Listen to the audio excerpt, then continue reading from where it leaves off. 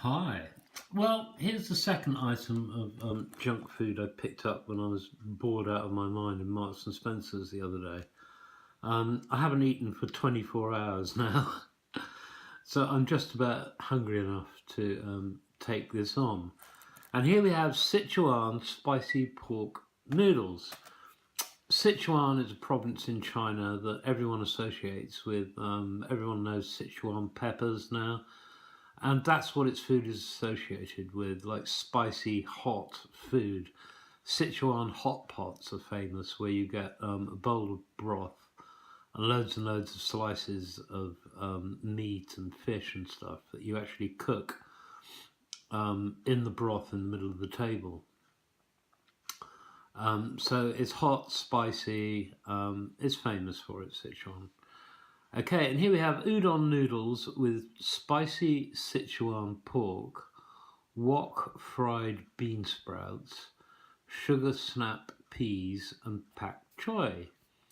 Why do they put wok fried bean sprouts? Of course it's going to be fried in a wok. That drives me nuts on restaurant menus as well when it says pan fried something. I mean, what else are you going to fry it in? A dustbin lid or something? It's ludicrous.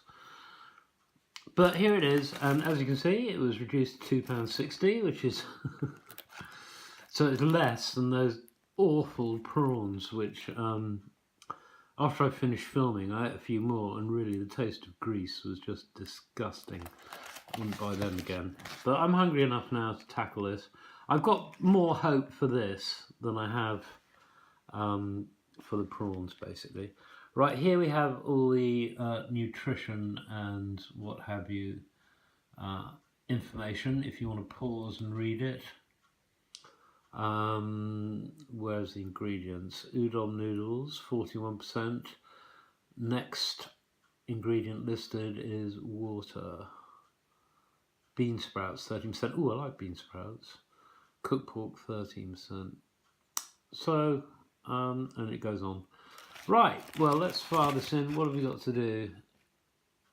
For best results, microwave 4 minutes. So I'll see you in 4 minutes. Okay, here we go. It's been in the microwave. If you're going to eat Chinese food with chopsticks, it's better to do it Chinese style and have it in a bowl. And be prepared to lift the bowl up to your face and shovel it into your gob, you know? It makes sense, because even someone like me, if I serve noodles on a flat plate, Western style, you know, you end up chasing the last noodle around a flat plate with chopsticks. I've been using chopsticks all my life.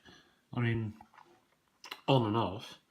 I can remember with huge affection my Armour feeding me endless bowls of rice and tomato ketchup.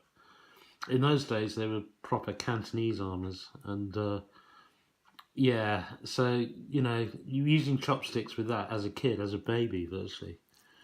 So here we are. I haven't put anything on it yet. I suspect I'm going to have to put pepper and soy sauce on it. So let us try.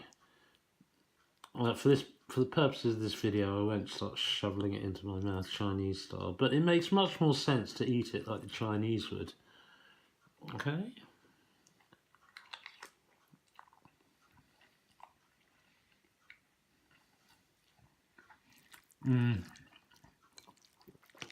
Well, bland is how I describe that. It's not peppery at all. That's ridiculous. So I'm going to have to add loads of pepper. And it's pretty tasteless, to be honest, so what this needs is soy sauce. Right, let's give it another go. It's bland as hell. See, it makes much more sense. And don't be afraid to slurp either, it's not rude.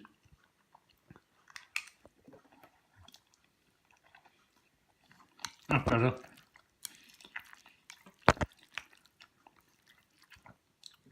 Better, a bit of crunch from the bamboo. It's heavy on the noodles though.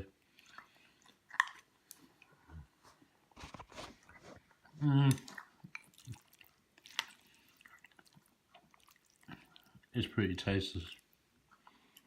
Yeah. Better than the prawns though, so I mean I don't have much to say about it. It's pretty tasteless. It's mostly noodle. Nothing like any Sichuan food I've ever eaten.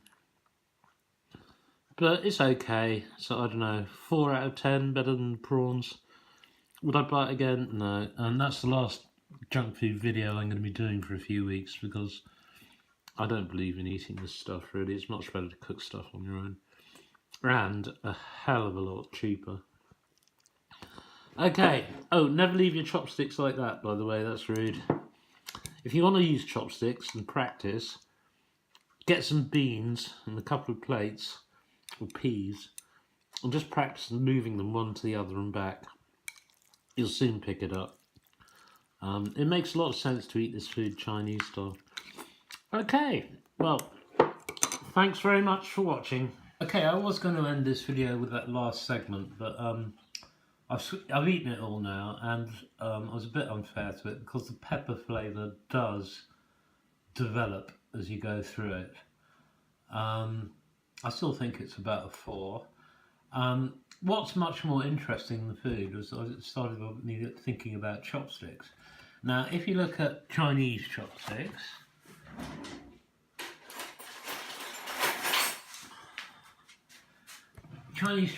are long with blunt points like that, and there's a reason for that.